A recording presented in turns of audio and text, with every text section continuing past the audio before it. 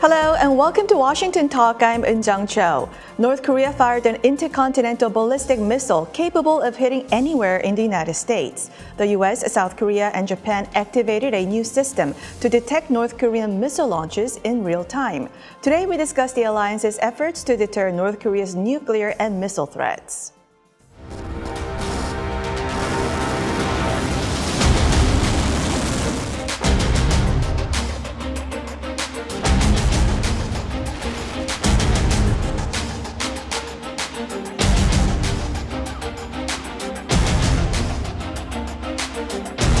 오히려 스스로에게 더 큰 고통으로 돌아올 것이라는 것을 깨닫게 될 것입니다.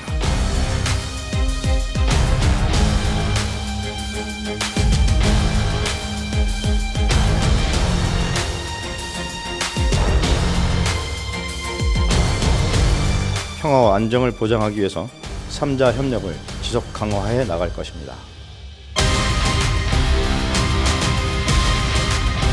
Ridiculous to assert this launch, in addition to the SRBM launch, is in any way justifiable.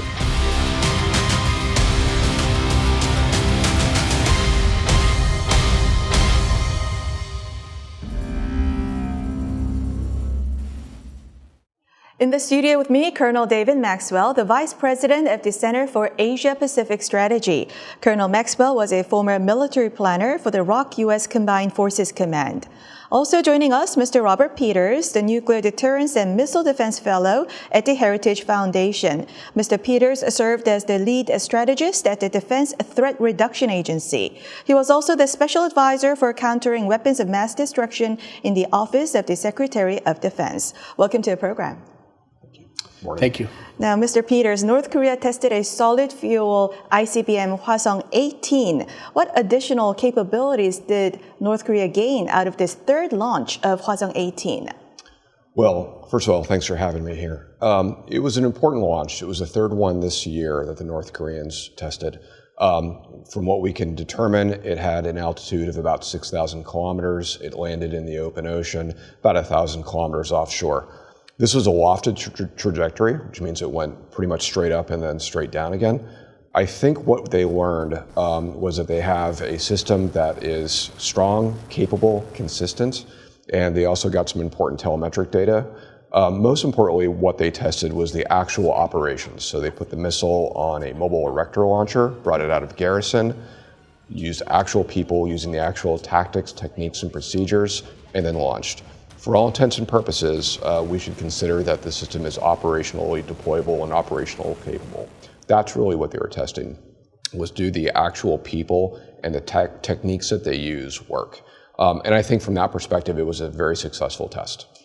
Now, also, if North Korea acquires a re-entry capability that would put entire continental U.S. at risk, do you believe North Korea has that re-entry capability? And looking at the current trend, what further Hwasong-18 testing will North Korea do in the new year? It's difficult to say whether or not they have a survivable re-entry vehicle. But that said, the technology is relatively old. The United States and the Soviet Union fielded these capabilities in the 1950s and 60s. North Korea doesn't have to have a super modern 21st century re-entry vehicle. They could go for a relatively modest re-entry vehicle with a blunt nose cone on the front of it. I think what we should expect is to see in the next 12 months other tests, probably one that tries to show the entire range of the Hwasong-18. So you're looking at a test that probably is a more normal angle of attack. Probably with a range test of about 10,000 to 15,000 kilometers, which means it would probably go down somewhere in the Southeast Pacific, and they may very well test a dummy warhead on a reentry vehicle. Colonel Maxwell, since 2017, North Korea conducted a series of ICBM testing in order to acquire capability to strike continental United States. Now, when North Korea gets that capability, isn't it in North Korea's escalation calculus to deter U.S. forces from reinforcing on the Korean peninsula and to prevent Japan from getting involved in the war on the peninsula by firing missiles of various ranges topped with nuclear, chemical, biological weapons? Yes, I think that's true. I think that's North Korea's intent. But we should be very clear is that if North Korea attacks South Korea or Japan or the United States, the U.S. is not going to be deterred from defending itself or defending our allies.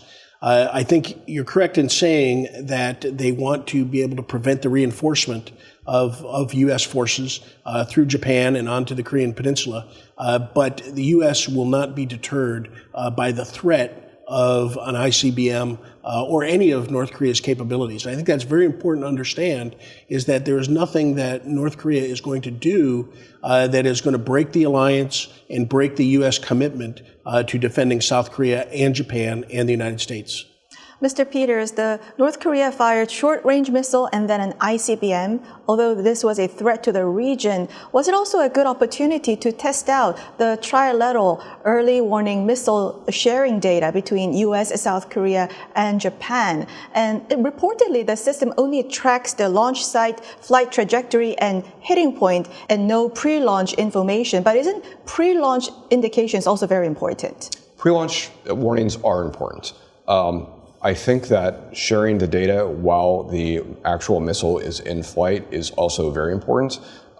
South Korea and Japan both bring a lot of capabilities. The data is shared and integrated on Hawaii through U.S. Indo-Pacific Command and then shared with all three nations, which makes a potential intercept much easier by American, South Korean, and Japanese forces.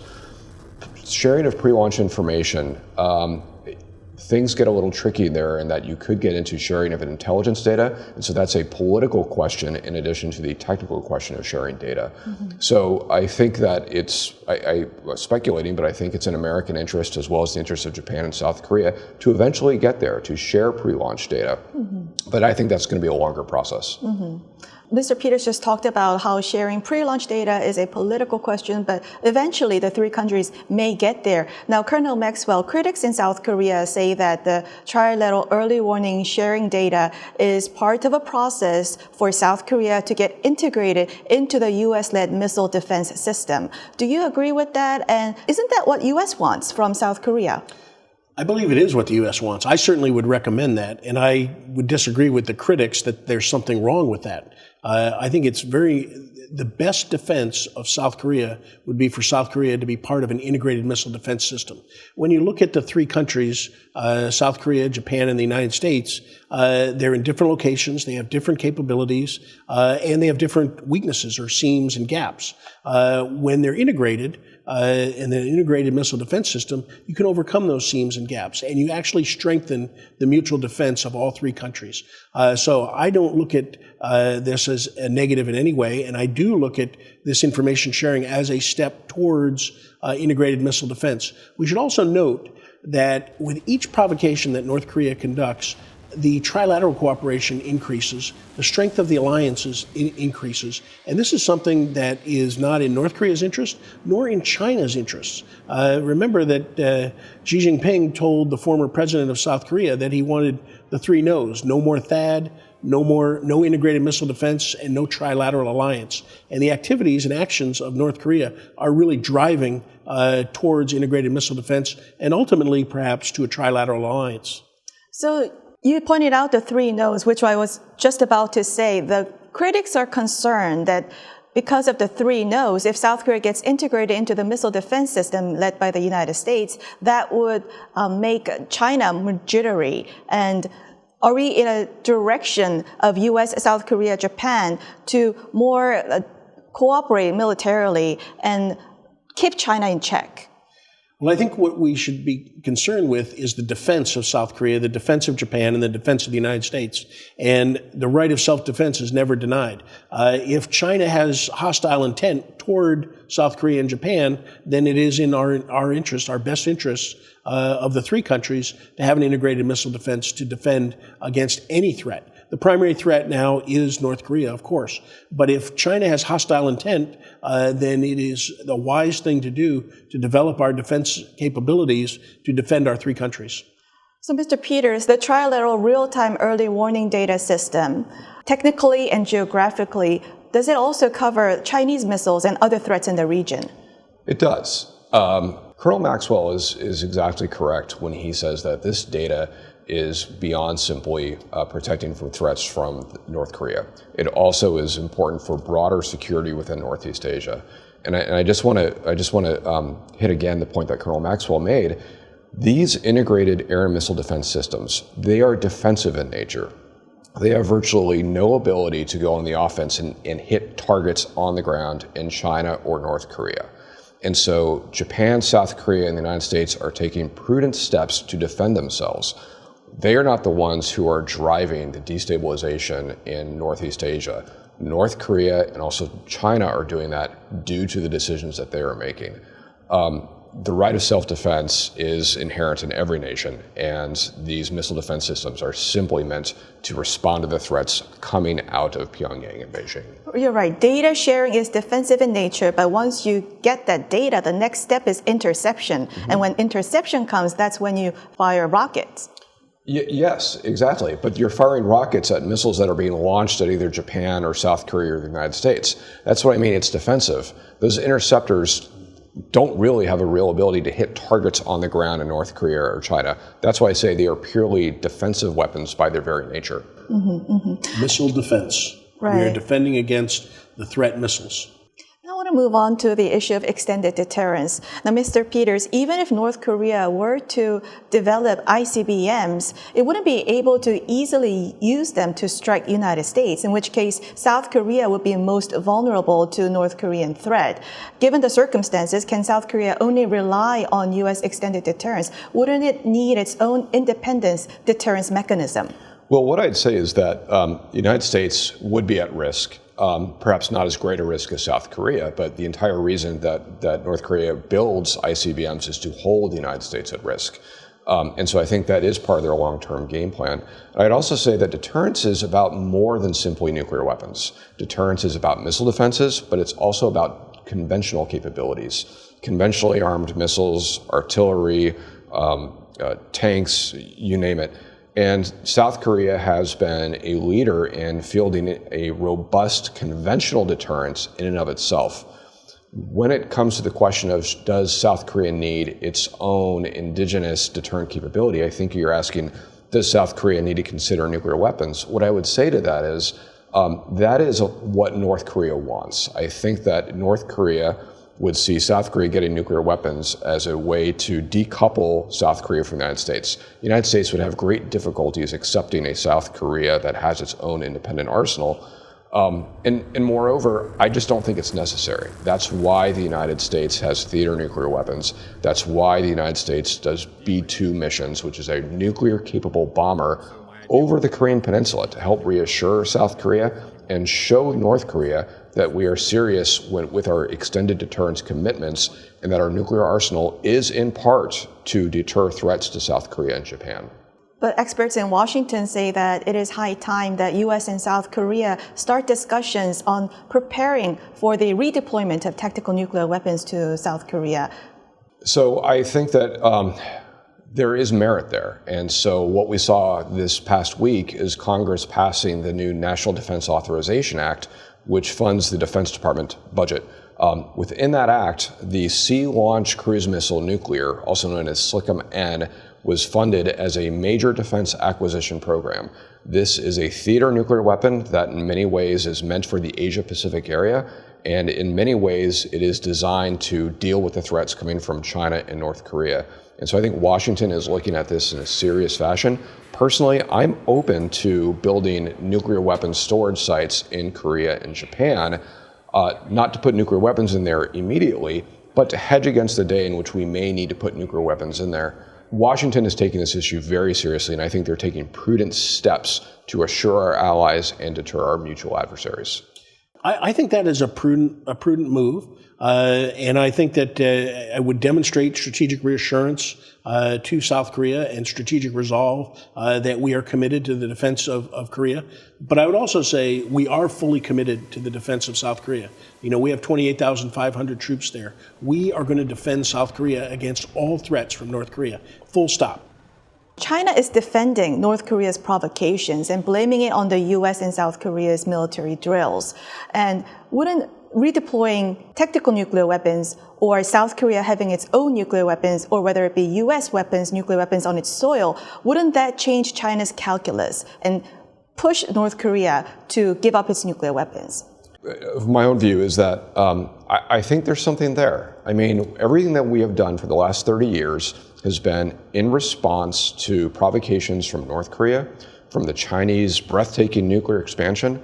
And I think that if we in the United States are forced to reopen nuclear weapons storage sites in South Korea in response to the activities going on north of the DMZ, then I think it behooves China to think, you know what? Maybe it doesn't make sense for North Korea to continue on this cycle of provocations, to continue to develop nuclear weapons, to continue to test long-range missiles that can strike North America.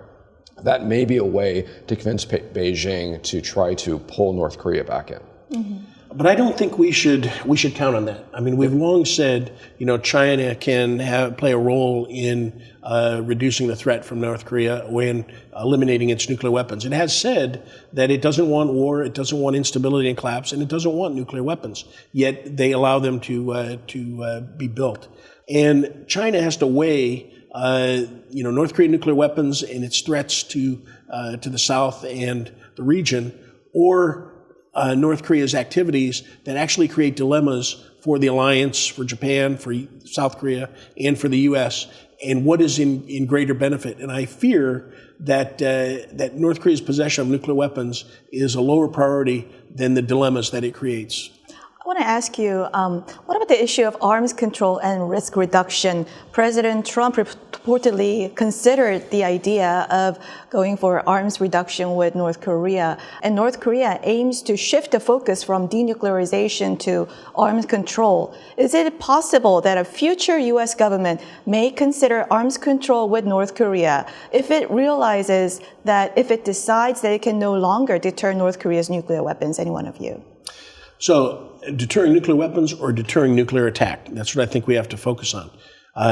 But what I think is really important is that if we shift to an arms control regime in pursuit of reducing nuclear weapons, that we are actually supporting Kim Jong-un's political warfare strategy, in that the regime wants to keep its nuclear weapons and wants to be treated as a nuclear weapon state, and in fact would welcome negotiations along the lines of the U.S. and the Soviet Union, former Soviet Union, for the SALT and START talks. And so I think that if we shift to arms control, Kim Jong-un is going to assess his strategy as successful, and that he's going to double down on that. And of course, you have to question also whether North Korea will live up to any of its agreements. It hasn't for the past really 30, 40 years, really 7 decades. It has reneged on almost every agreement. I would just say I agree with everything that Colonel Maxwell said. The only thing I'd add is that I don't think there's a lot of appetite in Washington for arms control with North Korea at this point. And the cause for that is the failed negotiations between President Trump and Kim Jong-un.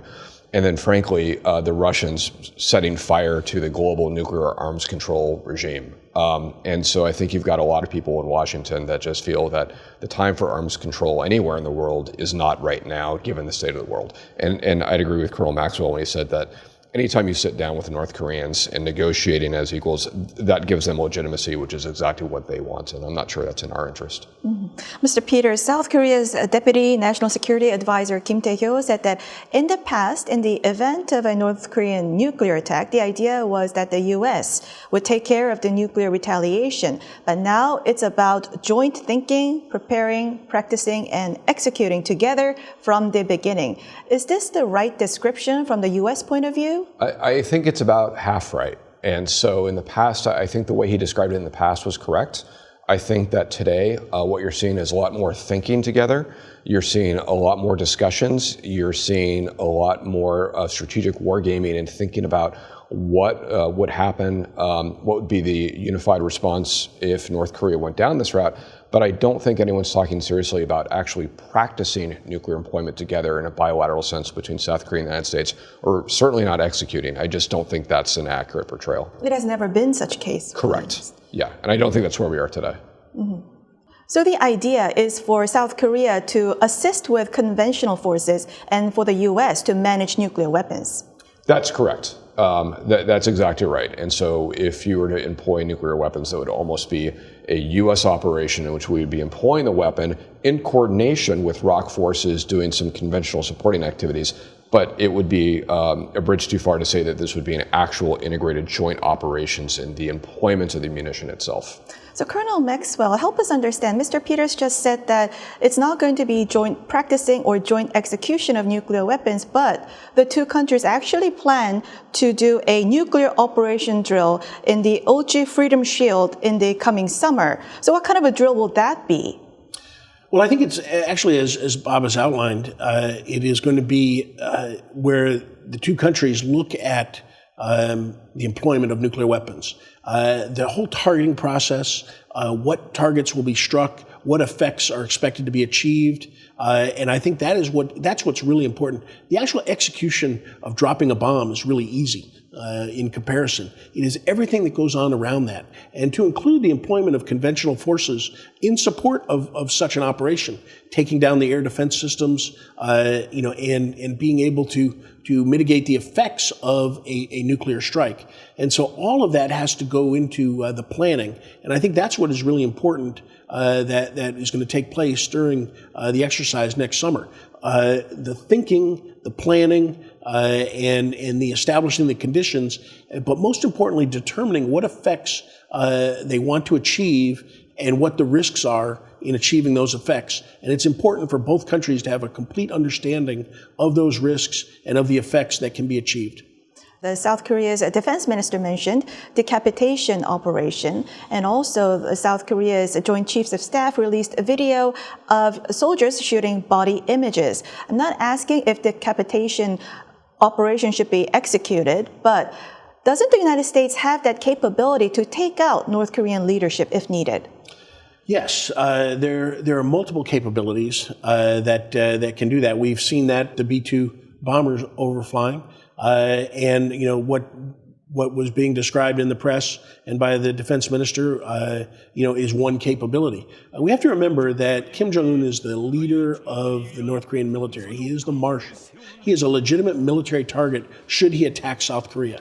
And so the alliance looks at multiple ways to be able to destroy command and control, the ability to control its nuclear weapons, the ability to order attacks, the ability to direct military operations. And so there are commanders at all levels that are legitimate targets. But what we're seeing is something that is a visible demonstration of one capability among many capabilities that exist to be able to destroy the command and control structure of North Korea. The only thing I'd say is that while I totally agree that Kim Jong-un himself is a legitimate military target, and we'd be perfectly justified in trying to take him out in time of crisis or conflict, it is difficult to actually ascertain precisely where an individual is and then put a weapon on target to take out that individual. We know that North Korea has a great many bunkers that are deeply buried underground. If we're at a point where we would consider strongly trying to take out the leadership of North Korea, I think it's safe to assume that Kim Jong-un may be going down to a command bunker that's pretty deep underground, in which case it'd be much more difficult for us to actually decapitate the North Korean regime. In recent years, we saw U.S. taking out the terrorists in the Middle East with drones. That is true. Very oftentimes when we took out some of those terrorist leadership, we spent months tracking them and getting patterns of life. There were some misses, is my understanding. And so we showed the times when we were successful. But let's keep in mind, it took us, I think, 11 months to capture Saddam Hussein after we had over 100,000 Americans scouring the country looking for him. So it is difficult to find a person when they decide to hide. Well, that's all the time we have for this week. Mr. Peters, Colonel Maxwell, thank you very much for joining us. Thank you. Thank you. And thank you for watching. We'll be back here next week with U.S. experts to discuss the two Koreas and the region right here from Washington.